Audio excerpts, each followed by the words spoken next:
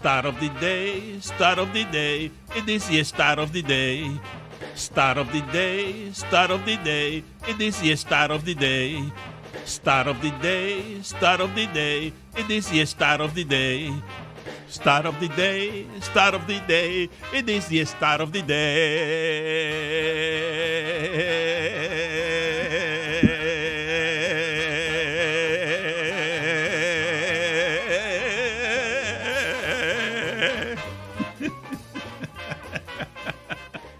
What happened, Stugotz? I don't know. Monday happened. It's early. It is, yeah. Zeros look like ones. Yeah. Mm-hmm. Joe Mazzulla was in Kyrie Irving's draft class. Come on. He was also in Kemba Walker's, Isaiah Thomas's, Jimmy Butler's, Kawhi's, Clay. The coach of the Boston Celtics is very young. The Boston Celtics now trail the Mavericks in point differential for this series, a series in which they're leading 3-1. Tom Haberstroh had the tweet that we're going to see something that we've never seen before, no matter who lifts the trophy, because no team has ever come back from a 3-0 deficit in the NBA Finals, and no team's ever won the championship having lost a game in the series by 38 or more. I got to tell you, Dan, the fact that I saw that Luka can move, can hustle, can play defense, only makes games 1 through 3 more inexcusable. Are you kidding me? He was so bad games 1, 2, and 3. He was good in game 4, but he can move. He can run. He can sprint. He can play defense. It's not great defense, but at least it's not Matador defense. It was defense. He was trying. He was giving effort. What happened in game 1, 2, and 3? Someone explain it to me, because that is the worst display from a great player in the history of the NBA Finals. Oh, come on. Oh, Dan, seriously. Come on. He didn't play defense. It was Stugotz. 5-on-4 for 3 games. He's never been good at defense, and the last thing you saw tends to be the most in the history of the league, as if you forget. Saw him hustle. You forgot LeBron James losing to Dirk? Like, you forgot that? He did respond in kind to, I thought, if you could ever find valid criticism for a player such as Luka, who we all understand, he's tired. Yeah, he doesn't have the greatest conditioning. He's asked to do everything. He's got Tim Hardaway Jr. as his third leading scorer on his team. Tim Hardaway Jr. went an entire month without hitting a shot from the field. I think we all understand that, but also he was so bad game 3. That was so embarrassing. Like, he was such a baby about it. He was cursing at his sideline for not challenging stuff. He turned 50-50 balls into 70-30 balls with his lack of conditioning. He was just so bad that the great ones usually respond to performances like that. And yeah, it's not Bruce Bowen type defense, but for him, that's all they need. All right, let's examine though for a second what happened after or toward the end of Game 3, because the Boston Celtics were dying to choke away that game, like fadeaway jumper after fadeaway jumper, giving up a 20-point lead, and then Luka, when you're telling him, "Hey, Luka, play defense," he decides, "I'm going to play it out here on Jaylen Brown to get my 6th foul out here, challenge it." And then, of course, they lose the game because Boston was dying to lose that basketball game in a way that made everybody rise up and confirm all the doubts that they have about that. Not all the doubts. The only doubt that exists about that basketball team is toward the end of games. And it was on display when Luka did the whining thing that made Brian Windhorst go after him on air in a way I don't think Brian Windhorst has ever done to a player, because, yes, you expect more from him, and he was bad in those 3 games. Bad for him. And defensively, we gave the stat last week.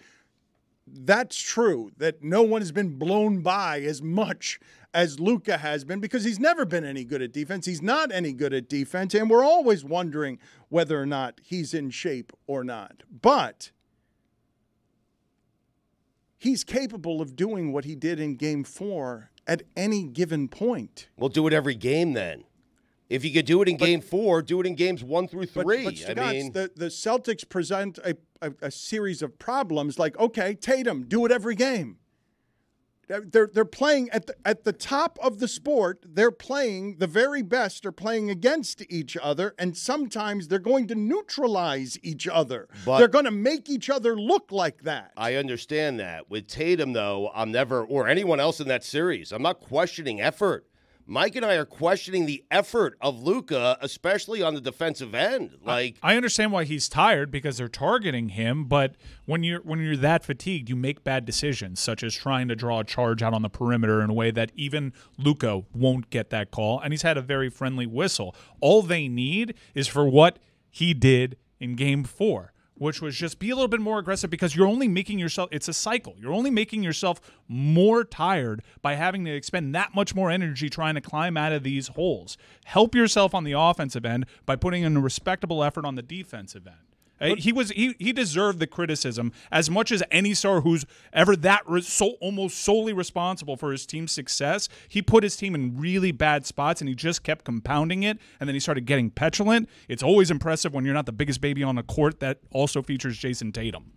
I'm not objecting to the appraisal that he hasn't played well. I'm objecting to Stugotz's that's the worst thing that I've ever seen in the history of the finals. It took him 4 games to suddenly wake up and decide, hey, I have to play defense. I mean, he's also carrying an injury, which for a limited defender, that doesn't help matters. He's got to get more help also defensively from his teammates, but it's like you had very curious Game 4s in both sports where you see a path where these teams look just so overwhelming, and you've wondered, where has this been all series? And with all the time in between games, you can talk yourself into both teams blowing a 3-0 lead. Put it on the poll, please, Juju. Did you know Mazzulla was in the same draft class as Kyrie Irving? And when I mentioned to Stugotz that this can happen to great players, Luka's performance allows us to not look anymore at Kyrie's performance in the first 2 games. I have found hugely interesting what Kyrie is saying publicly. I have not seen a lot of athletes do this when the Piranha are feeding, when you're 0-13. He had been against the Celtics since stepping on the Leprechaun, and he was talking about the self-doubt involved in going into Boston and not fitting in what he's calling a cult. And he's taking his responsibility for that, Stugotz, in a way that is refreshing and, to me, surprising. Let's listen to Kyrie Irving here before he heads back into Boston, because I was telling you, Stugotz, that when the history is written right in front of us on who these people are, Kyrie Irving has an opportunity tonight to do something really special and memorable by simply being the Kyrie Irving that he can often be.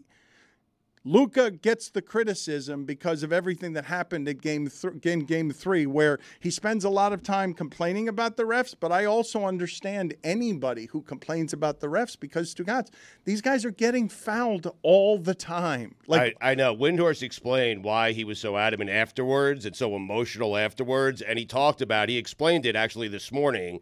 I was listening on the way in, where he said, going back now 7 or 8 years, the people surrounding Luka have begged him to stop with the complaining and the officials. Just stop. Focus your energy on the stuff that you can control. Stop focusing any negative energy on the referees. It's so much easier said than done, Stugotz. But I was thinking about this with Doc Rivers the other day. Like, Doc Rivers, this is funny, okay? Because Doc Rivers went on Simmons' podcast and now says Damian Lillard was out of shape and that he was going through a divorce and he didn't want to get hurt when he knew he was going to get traded. And so he's putting out there all the things that Doc Rivers does when he doesn't want to be accountable for the fact that they were terrible at the end of the season when he got there. People are making fun of the fact that Doc Rivers has also said that Philly fans are to blame for why it is that they didn't win in Philadelphia when the year before Doc got there, they were 31-4 at home in Philadelphia. But I got to thinking about this. If you're Doc Rivers, is it anyone's human nature to actually be accountable when things go wrong on you? Nope. When things go wrong on you, if you're fouled, if you don't make the shot, do you think any of us would just not be talking about the referees if we thought we were getting fouled? Like, if we thought the reason we weren't succeeding is because the refs were doing that to us, it's very easy for everyone to say, hey, care a whole lot, but right up until you object to somebody else preventing you from doing your job, that's where you should ignore them and be accountable. It's good advice from Windhorst, but I don't think it's practical. Like, I don't think that that's the way human beings behave. But it was also a pretty rare example where it was pretty obvious to everyone, and the only people offering a rebuttal are diehard Mavericks fans. That was Neymar levels of flopping around, and it was just an unprofessional look. He looked like a child there, and I think Brian Windhorst was right to call into account, like, a lot of these things, and this is the elephant in the room, a lot of these things are a byproduct of your general approach to the game. So if you're not going to be a professional about your conditioning, if you're not going to be that professional, even though you're limited defensively in part because of your conditioning, then be a professional on the court and don't compound the issues by causing your team technicals, by getting yourself out of the game because you think you're owed a makeup, by just being how you were on the court because it made a bad situation worse. Despite the call, whether you agree with it or not, Dan, that is not the time to try to go out 30 feet from the basket and make a play defensively. Stugotz, he needs to stay in the game. I want to be clear on this. I am not defending Luka's childishness. I just understand why at 25, Luka would still be a child. I'm saying you got to grow out of it. You have to be more professional than that. And I'm also saying it's easier said than done. Luka, all your life, you have been on a platter going, and I don't know what his life was like before this, but he got out of whatever it is that he was in because 10 years everyone have been serving that child everything he wants everywhere because he's a savior and he gets everything in the world he wants even though he's drinking beers and looking like he's got a pot belly and still dominating, still getting stardom, still getting every reward, and just took out everybody in the West. Behaving that way, not changing his behavior any. I get why he's childish, and I also get why it has to change. But that's why we say teams have to suffer. That is a blanket statement, and now we're getting in the minutia of what it means to suffer. And for Luka, it means not just losing a title. It means not just losing any chance at a series because you're performing like that. Because you realize that you can only go so far with your general approach to the game right now, and that needs to change. It's things like being called out by guys like Brian Windhorst who don't do that. Like, that's where the suffering, the pain comes. You learn from it, and you realize, I'm not going to stand for that anymore.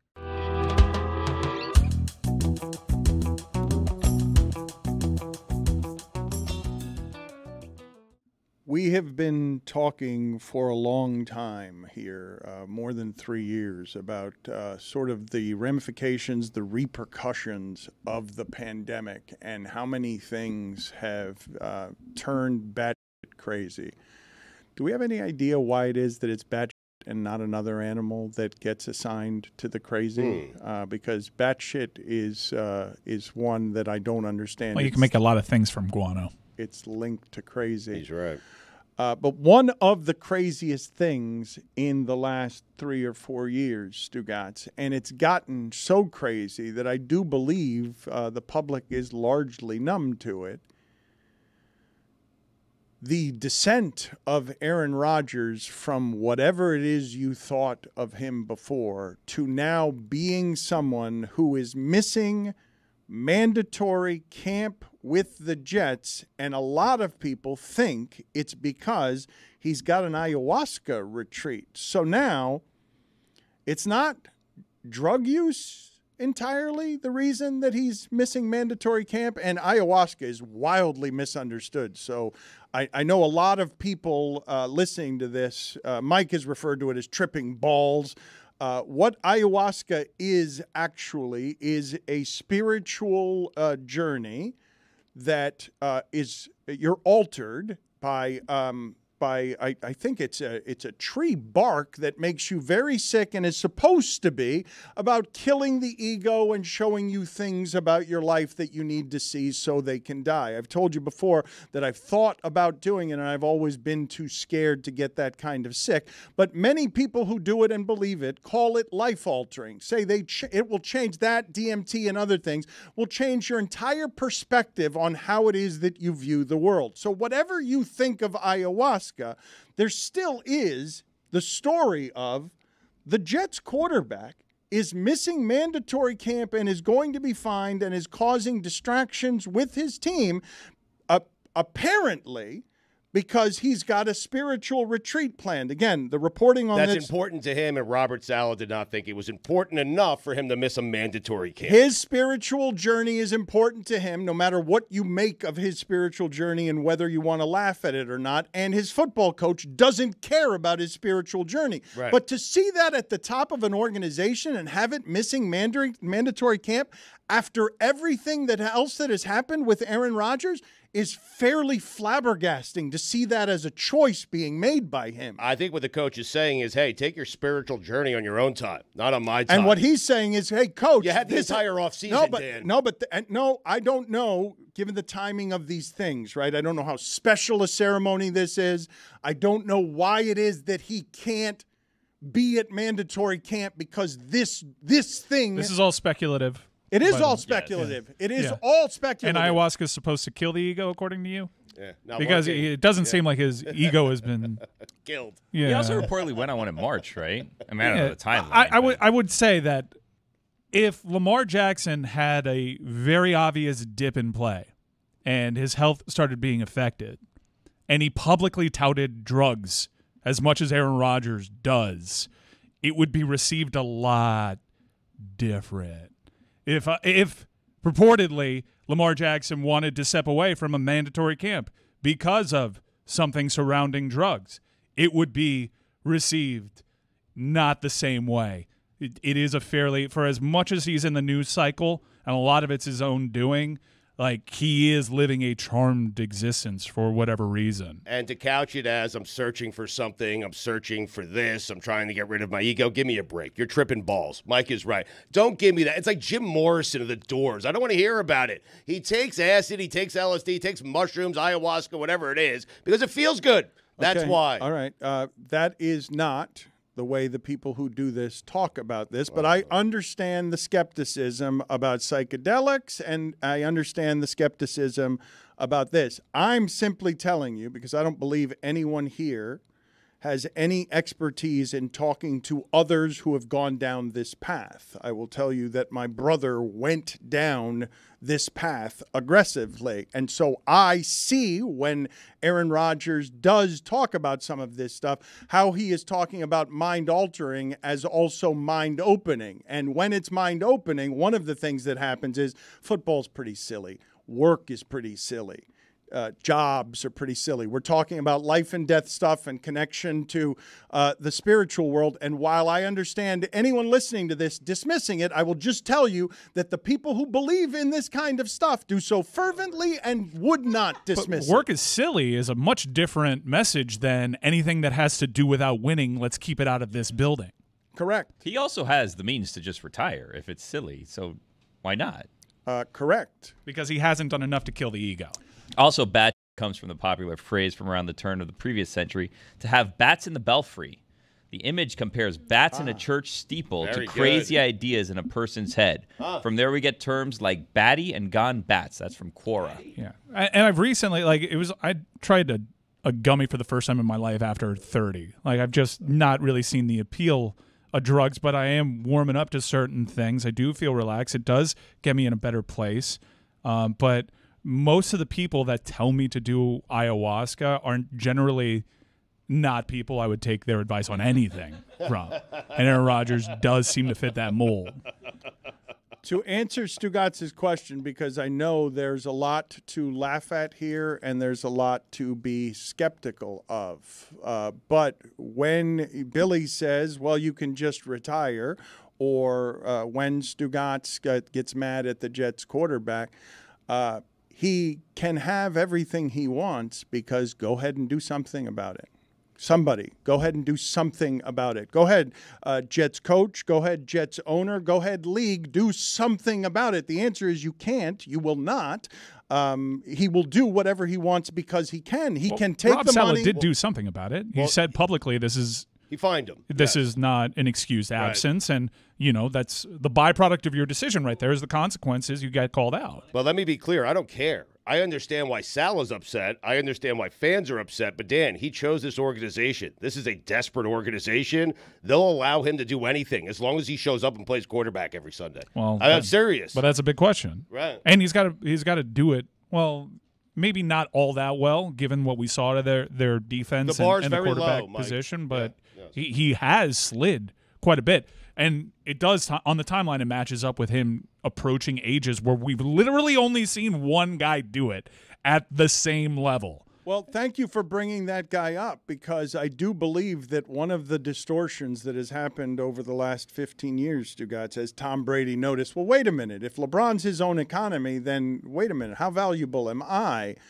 Aaron Rodgers is testing all the limits on that, Stugotz. He's testing all the limits on how desperate are you that I can do whatever I want, whenever I want, however I want. And furthermore, what I'm going to do is go from State Farm spokesman and everything that entails, Stugotz. You got to be clean to get those things. You lose those things when you're not clean image-wise. To go from that to I do whatever I want, whenever I want, and I'll take your consequences because your consequences aren't going to change my behavior. My life is bigger than football. The things I think are too big to be kept quiet anymore. I don't care whether I'm a distraction to the organization or the huddle or whether I'm missing mandatory camp.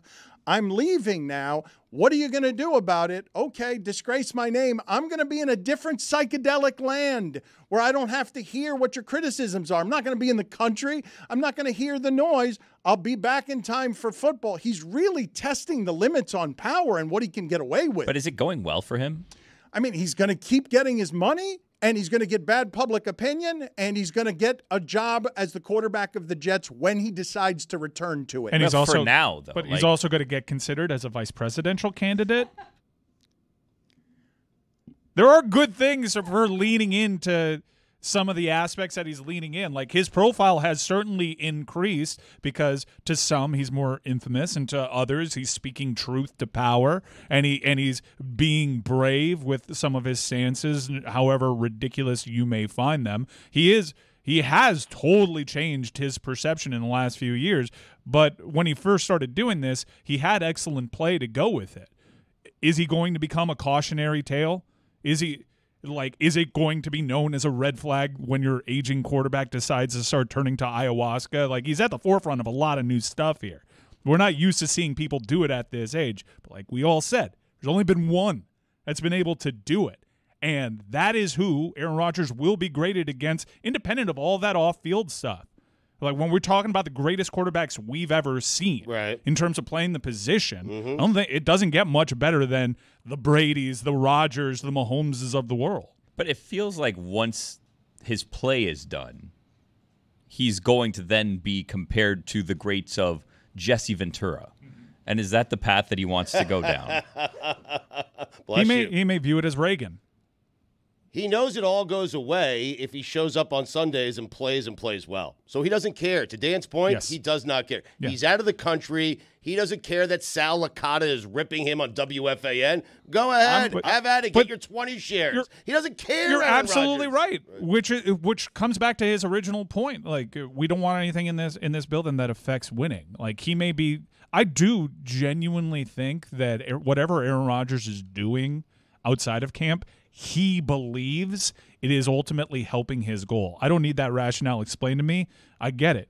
Whether it's wrong or right, that's not for me to decide. But it might not actually be helping. It might not be, but I will tell you that Tom Brady at Aaron Rodgers' age was pretty obviously unhappy that he was trapped inside the confines of not being able to use his power in New England the way that he wanted to. And so he left to do not psychedelics, but to win. But break COVID protocol with Byron Leftwich coming over to his house so he can win.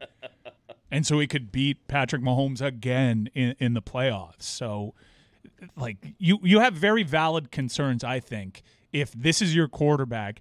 And the more quirky he's gotten, and that's putting kid gloves on it, the quirkier he's gotten publicly, the worse the on-field product has also been. You do realize, though, right, that he does believe that he aligned with the universe and whatever he is doing will make him the best version of quarterback. He's betting on himself so thoroughly here that he's like, I need this more than I need mandatory camp. I need this enough that I'm willing to have the consequences of my coach and my organization endure the embarrassment of this. This is his mandatory minicamp. I think the difference, or one of the differences between him and Tom Brady is I don't think with Tom Brady you ever questioned how much he actually cared about football, which is where you kind of are with Aaron. Like, does Aaron like football? We don't really know. And the times that he has reportedly flexed his muscle inside that organization is not just with stuff like this. It's, hey, we want to sign Joe Flacco. Actually, I prefer Tim Boyle. We got to hang out. I like Nate Hackett. Like they're making concessions for Aaron Rodgers that are hurting them, because I think there isn't a Jets fan on this planet that wouldn't have preferred Joe Flacco over Tim Boyle. We signed Randall Cobb. Billy, I disagree with you that he does not love football. He absolutely loves the way Sundays make him feel. Mandatory camp, Sundays and Mondays and performing well. In his defense, he went to all the stuff he didn't have to go to. All of it. All the offseason workouts, all that stuff that was voluntary. He went to all of them. That's exactly what you do when you know you're about to miss one of the things that you can't miss. Okay, but Mike, Dan asked, how desperate do you have to be? This desperate. You're this desperate. You're right about this. This is the most spectacular midlife crisis I have ever seen in sports. It won't end. But, like, can you be the person that says don't have distractions and be the number one distraction?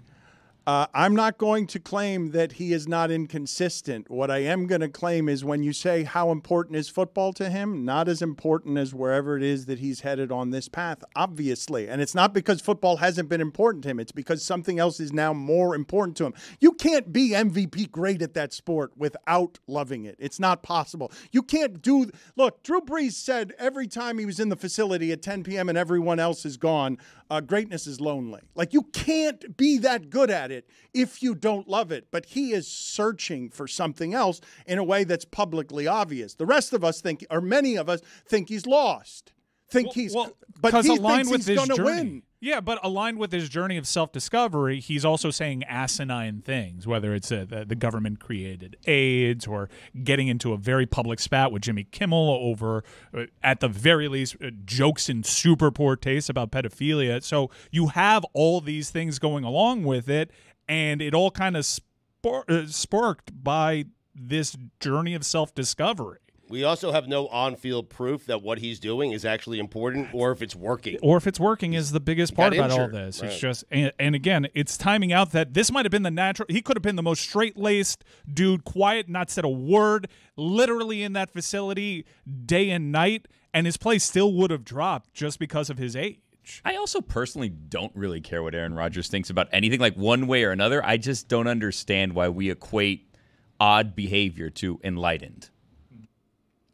Oh, I'm just telling you his viewpoint on what he's doing with psychedelics and with ayahuasca. Yeah, but it's just the nature of celebrity today. Like, people are drawn to Russell Brand even more so now as he's really veered into a specific lane because, oh, this person gives off interesting. But really, there's not much there. It's like you think someone's super interesting and you want to find out more of them, and then they believe the earth is flat. You know, it's like, why did I actually put that much stock in this person? I've been surprised by Russell Brand and how far right he has gone. And it makes me wonder, honestly, because I know we get accused of being in a certain kind of echo chamber ourselves and being affected by that echo chamber. I know people think that I and we are woke fried as an entity.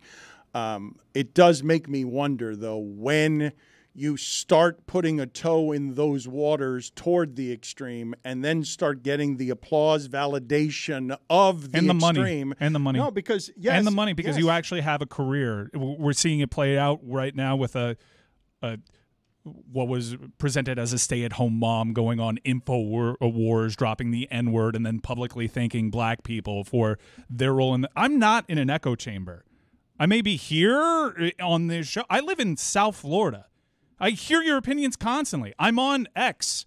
I understand everyone else's opinions. I go to the dentist. I'm in the golf chat. Yeah, like, I get it all. I really do. I don't I don't get Russell Brand going with Alex Jones. I don't get that. Why? These people are showing you who they are. Like, it's just because I have my own opinions, it's not a byproduct of an echo chamber. There's no shortage of everybody else's opinions. Even in sports, I hear Aaron Rodgers' opinions. I can't avoid them. I understand Billy says he couldn't care less about Aaron Rodgers because he is such a superstar and because I work in sports.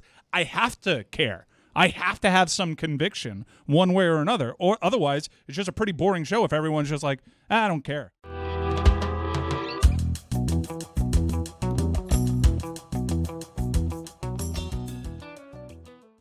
Stugotz, I thought we did as a show a pretty decent job of hating last week when we blamed on the weather our inability to celebrate the Boston Celtics going up 3-0 in that series. But a lot of people have made the joke that Jerry West did the greatest of the hating, where he's like, okay, I'm leaving. I cannot watch the Boston Celtics win a title, and I'm out of here. I'm not going to be a part of this. But in the middle of what happened that night with the Celtics, I got legitimately confused because Tom Brady is having a ceremony where he's being introduced by Jay-Z.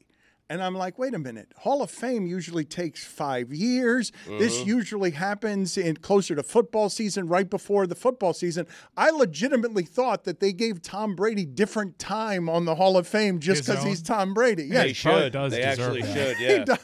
right. But it was just a retirement, jersey retirement ceremony. And he basically is making the rounds all over the place publicly, keeping his name out there, whether it's a roast that he regrets to practicing over the weekend on the UFL broadcast.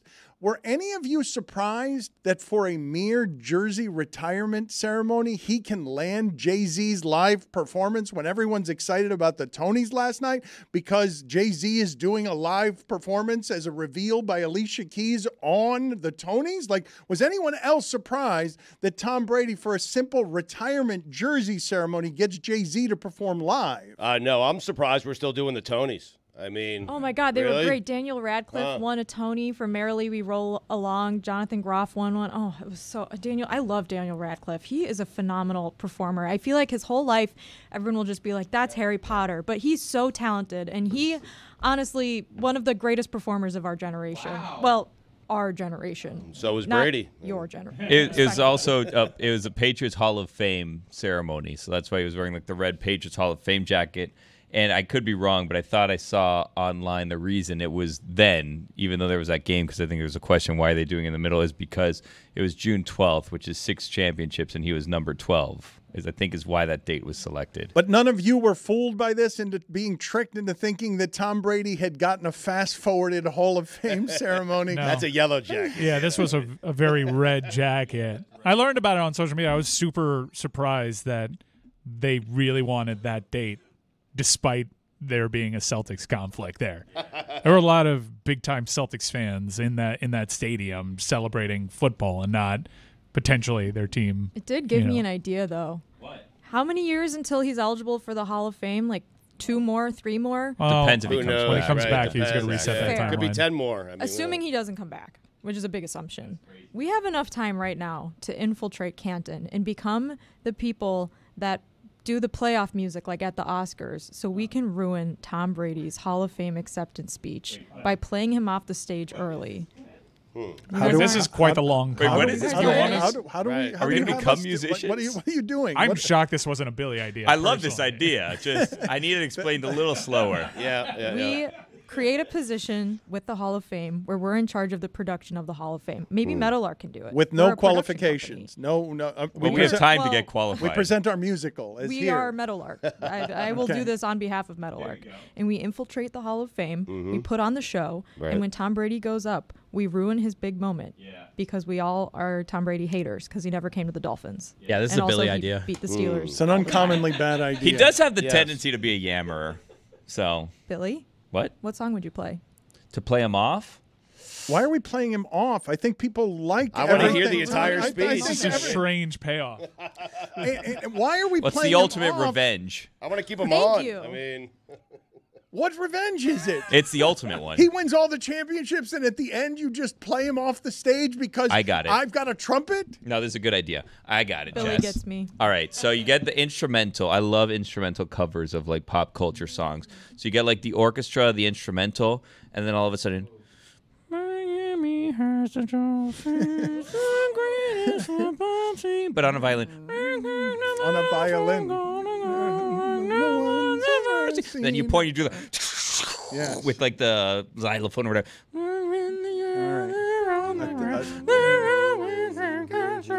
And it's getting louder. It's getting louder, louder, crescendo. We're talking Super Bowl. Yes. Exactly what Chris gets. And then as that's happening, idea. all the people in the crowd start removing their Patriots jerseys, and you see aqua and orange because we infiltrated the Hall of Fame. And we're the only team that's had a perfect season. Yeah, us, Suck we. it. Mercury Yeah. Morris Us is Miami fans. Jess, great idea. Raise. Truly terrible. Thank you. Who's in charge of raises? It's Terrible making us idea, steam. I mean, terrible idea made worse by Billy, as they often are. he had to say something. So I mean, they went to him. Tom Brady does the broadcasting this weekend to get a few reps in, on the UFL. He's popped up at least once before on a UFL game that I was watching, and I think like the plan the entire time was for Tom to be around the sport so he could be the person that hands the MVP award. Adrian Martinez wins it. Birmingham Stallions, quietly a dynasty, 3 straight championships. Amazing. Unbelievable. Did you feel bad for Wade Phillips though? I did, because he finally gets to a championship game and he got shut out. It was tough, but he wanted, and you understand why that brings a level of gravitas to the proceedings, and it makes it really cool. And it was reported just before the UFL title game, they were able to keep this a secret, that all this him hanging around the sport was to give a pseudo trial run to him being in the booth. And he was in the booth for a couple of series, and I enjoyed it. And the way that it worked on me was exactly how I thought it would work. I've never had someone that great reacting to a sport in real time under the guise of being a broadcaster. I've had, Wayne Gretzky in studio before, but that's way different. You have someone rattling off from the top of their dome or preparing for what they're seeing and giving you not just feedback, but feedback from the greatest to ever do it. And it goes a long way. He's not John Madden in terms of charisma or voice or delivery, but John Madden wishes he was as great at his job as he was when Tom Brady was doing his job on the field. And it goes a long way. It really does. We'll see. Oh, it is interesting. Dan. That's a fair rebuttal, because the novelty of that could wear off, and then you're just left with what it is that they do. But for me, I was like, wow, this is awesome. That's not much of a novelty for me. I'm not saying it's not for you, but I don't care what Tom Brady's thoughts are on UFL reactions. And no, I mean, you'll care when Dak Prescott's got a season-defining series. I will care if Tom Brady is willing to say interesting things. The clips that I saw a very relaxed Tom Brady. I saw a Tom Brady less starched and less robotic that he is in front of his locker. He seemed to be working at some things. You have to understand that this is going to be a person who works very hard, very competitively at being good at this. So he is going to learn some likability tricks that broadcasters need in order to produce whatever it is that can be charisma from a robot. Someone who's been a robot for 20 years, human charisma can be tough.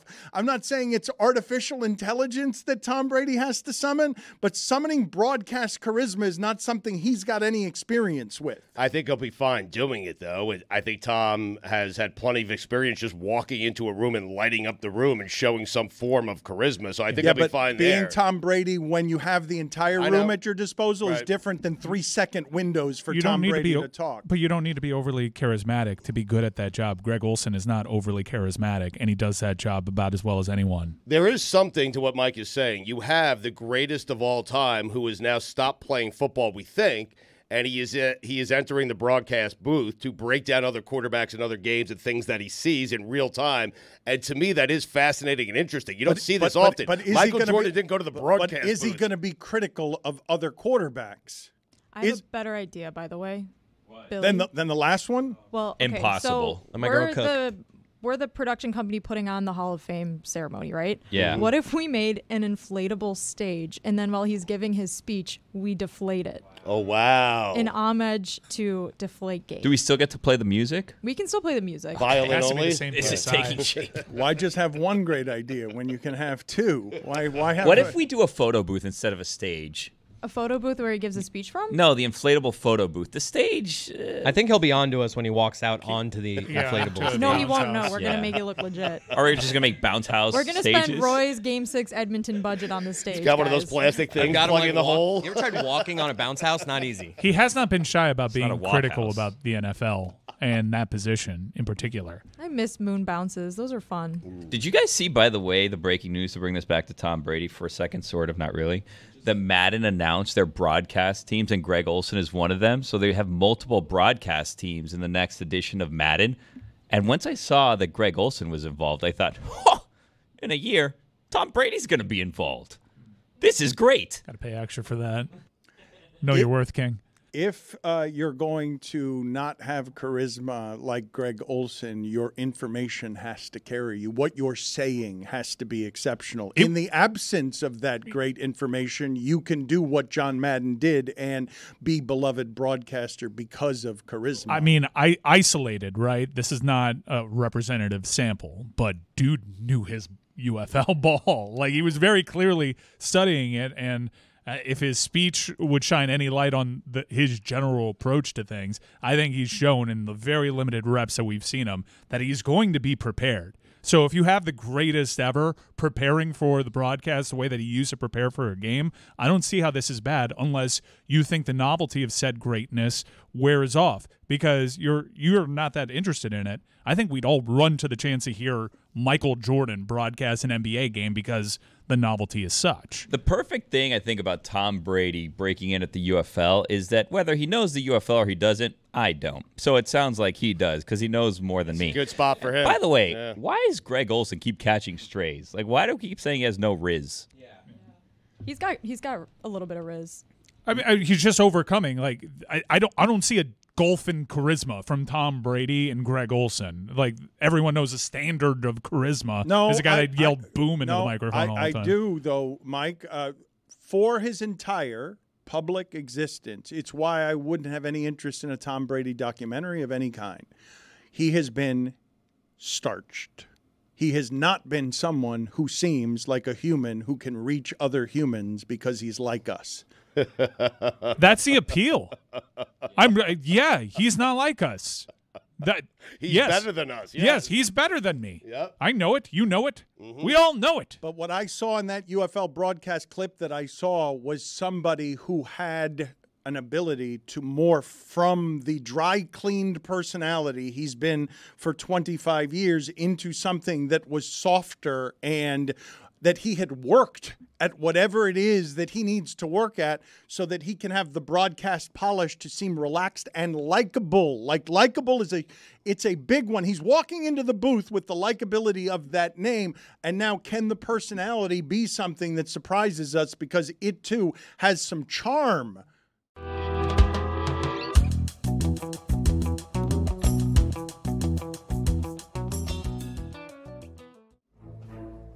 It is time for Stugotz to share his game notes. No one in the media will tell you what happened better than my boy Stu. Weekend observations brought to you by Miller Lite. Great taste, just 96 calories, available for delivery. Dan, he flew just north of 3,000 miles with the hopes of seeing his team lift the cup on foreign soil. And not only did he not see his team win, he saw them get pummeled into the ground by a final score of 8-1. For context, for every 375 miles he flew there, he saw a goal against him. So you could say he got his money's worth. And after a 16-hour return flight that had multiple long layovers, Dan, make no mistake about it, I just received confirmation that Roy Bellamy is back. Can you guys get him on the Zoom, please? Get him on the Zoom so I could just look into his sad eyes and make fun of him. I mean, he missed Father's Day. It's unbelievable. He loves his daughter so much. I know. 8 goals. Amazing. It's the opposite of what he went there for in like the most opposite of ways. I regretted going to the arena for the game, and then I was sitting there. I'm like, I could be Roy. Did you leave early? Did you leave at 5:00? I'm telling you, the entire arena left after the second period. I was like, let's leave and beat traffic. Traffic was awful getting out of there because everyone. Cheaters never prosper. Dan, close your eyes. Imagine you have a 24-year-old daughter. She comes home for the weekend. She's excited to introduce you to her new boyfriend. And the new boyfriend is Bill Belichick. I throw the challenge flag. Dan, you know what the B in Bill Belichick stands for? Baby! Oh, no. I thought he didn't connect with today's players. At 48 years, a 48-year age gap, would love to be a fly on the wall for one of their conversations. Seriously. Bill must have impressed her with his 2-minute drill. Oh, God. What happened there? I don't even know if I wrote that. Who wrote this? Honestly, if you are Bill Belichick, how do you look the father in the eyes? Or the grandfather. Anyone. Crazy. The winner of the U.S. Open was Pinehurst number 2. The back nine on Sunday of a major. A classic game of who wants it less. Spent the entire weekend cheering for Bryson DeChambeau, so I wouldn't have to say Rory McIlroy today. Did I get it right? No. It's Macklemore. Man. I miss when you would put on a Nebraska game and you knew there would always be a Martinez at quarterback. It was like 3 years, and then he played about 7 years at Kansas. I don't understand how there was a Martinez running around out there for about 14 college football Regular years. season UFL MVP and UFL championship game MVP. Yeah. Big Ten excellence. Adrian Martinez and Tom Brady. It took 4 games, but Oilers, welcome to the Stanley Cup Finals. Now, do it in Sunrise. It's a final, not finals. I like to say finals. Tomato, tomato. Tomato, tomatoes. It's a good one, Dan. If you're ever watching hockey and wondering which one Connor McDavid is, he's the one moving at 3 times the speed. Are we going to do that billboard? I don't know. I approve. They opened the door because they drew first blood. But they actually don't really have rats, which I didn't know. I didn't know that either. Can we Alberta. Can we wait till we win it, please? It's funnier as an inside joke to do it now. How It about is. a billboard that says, It is. according to the internet, you have 31 rats as of 2023? Community note to their billboard. The billboards can't be that expensive in a remote spot in Edmonton. Let's put up a second one that says, according to the internet, you have 31 rats. And you know it. It's also like the most Canadian of trash talk. You get angry. Wait, you do have rats. Billboards have to be buy one, counted get one free. No, they have to be. In Edmonton? No one's buying billboards right now. Digital billboards, actually, it's just cracked open the door. Billboards actually had a big year last year. Get out of here. Biggest ever. Billboards.com. How do you fall for your own gag? I know. I'm just playing along. Doing a show here. Celtics, warning you right now. Do not let that series go back to Dallas. I've just been informed Roy's still in the air, that Stugotz was lying. We can't get him on bad the Zoom. information. He just wanted to How do would the you know he's got green text? Roy Bellamy is back. And just like that wouldn't have really landed if he was like, but and he just was- like that, he's still but in he the was air. lying. He Right. was lying. Well, that's what I do. I'm going to need his flight number. Drew Holiday, glue guy. More like glue holiday. Last week, He was Dan, minus 38 I don't in game care. 4. It was the Enough lo- in game 4. They're down 3-1. It was the biggest plus minus there's ever been in the sport. They're up 3-1. Last week, Dan seemed to be a bit confused about whether or not Adrian oh, Jesus Christ almighty. Good God. Wojnarowski still considered him a friend. Why wouldn't you just go Woj there? Allow me to clear up any confusion. Why wouldn't He's you, not. Why wouldn't you just go Woj? Woj. Dan, you know what the A in Adrian stands for? Stands for ain't your friend. If taking a victory lap means I have to run, I'd rather be wrong. He's in not great shape. We've got two people here today who are hurting. Chris threw out his back just sitting at the dining room table. Yeah. Threw it out, yelled, "Ah!" And his wife said, "What's wrong?" And he couldn't even answer because he was in such pain. He said it had never happened that way before. And Stugotz's back is also hurting. He's gotten up every break and buttoned his jeans that he has to keep loosening because they're too tight. I played a set of tennis. And I saw Madam Webb. Played Rachel. 7-5 I won, but she took me, deep into the set. And you're hurting today. You're not doing well. You played a single set of tennis. Have you considered telling your body not today? No. Anyone? Dude, you are struggling at the start of these. Anyone else sing the Bill Seidel song anytime an announcer says Dry Seidel? Oh, yeah. Dry Seidel's gonna save you. I do it every single time. Saves. I can't start a sentence. Panthers with an opportunity to win the cup at home. In honor of the Stanley Cup, top 5 cups, OLI, good old cup of Joe, Styrofoam Cup, Ryder Cup, a cup of chowder. Oh, I love it. Number 5, cup of noodles. Number 4, Cooper Cup. Number 3, Reese's Peanut Butter Cup. Number 2, Lord Stanley's Cup.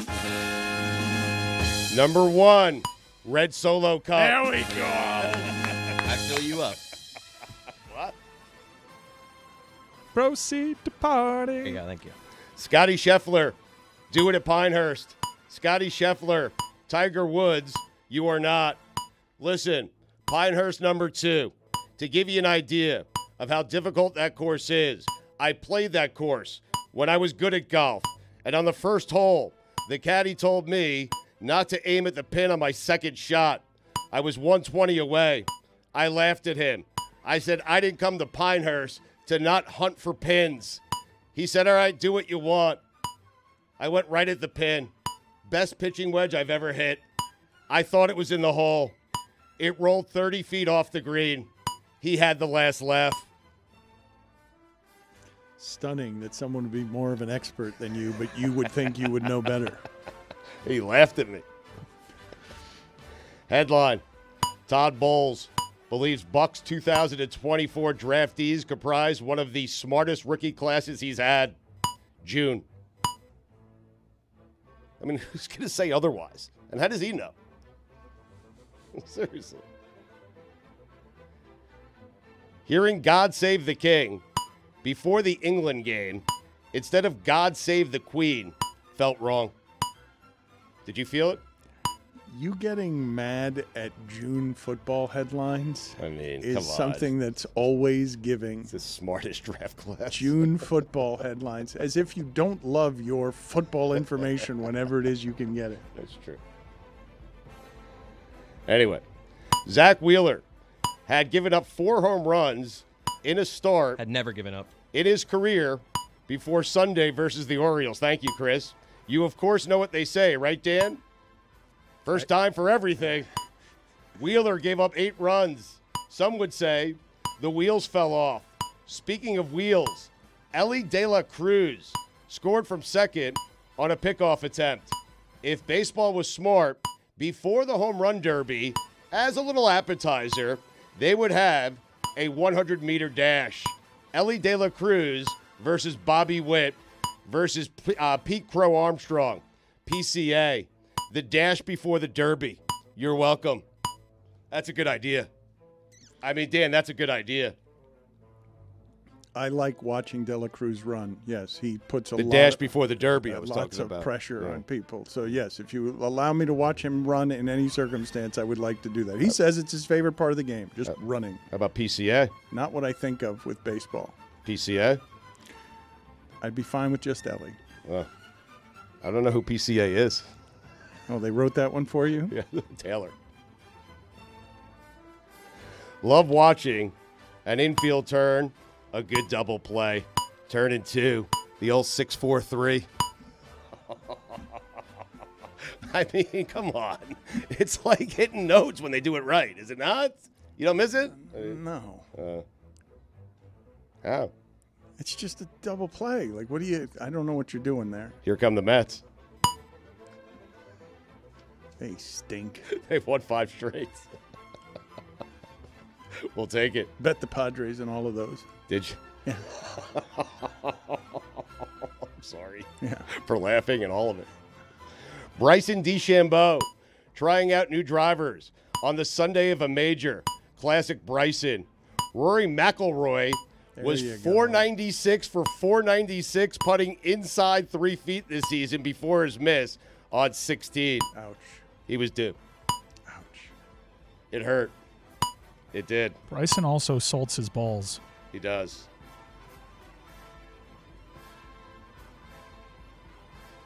Watching Rory McIlroy and Bryson DeChambeau exchange bogeys during the back 9 felt like nobody wanted to win. You know what the M in Rory McIlroy stands for? Missed a putt and then missed another putt. Or McElroy. With Bryson winning, big weekend for Live Golf. Also, although he choked, Rory McIlroy called off his divorce. So a big weekend for love. Reminds me of the sign in my office. Live, love, golf. How do they spell live? Live. Why do you salt your balls? Like, what is the effect of that? What good does it do? He has his caddies salt his balls in Epsom salt. Gets out the microplastics. He's That's it. The crowd singing "Oh Canada" gets me every time. Connor McDavid, do me a favor. Score a meaningful goal. Thanks. Meaningful goal should be a stat. MGs. You're welcome. In honor of Father's Day, they do track game-winning goals. top 5 things that connote things you do on Father's Day. OLI. Bob Huggins. Huggy Bear. So athletes whose names connote things that we do on Father's Day. Yep. Number 5, Tim Couch. Number 4, Sleepy Floyd. Number 3, Don Van Natta. Nada, nothing. Number 2, Nap LaJoie. It's French. But what? Nap Oh, Nap. I thought you Yeah, said. duh. I thought you said Matt. I'm sorry. LaJoie. Number 1, Is that like an 1800s baseball player? Hall of Famer, I believe. Old Nappy. Careful. Careful. Yeah. Sorry about that. Old Nap. Number 1, Norm Chow. Thank you, Mike. What am I doing? As it was coming out, I was thinking, like, oh boy. Anyway, where was I, dude? Just struggling to pronounce things. Thinking back on it, for somebody who didn't want to say Rory McIlroy today, I've sure said it a lot. McIlroy. I mean, I'm telling you, this is the worst case scenario. If he had won, I wouldn't say it as much. He choked. Ronel Blanco had a no-hitter through 7 and was pulled after 96 pitches. I remember when a no-hitter used to mean something. When a pitch count didn't matter. If you had a no-hitter, you were going for a no-no. If I have a no-hitter going, there isn't a chance in hell I'm coming out of that game. Speaking of hell, Art Briles. Dan, those are the weekend observations. He lied about Roy. He lied. I had to. This is the Dan Le Batard Show with the Stugotz podcast.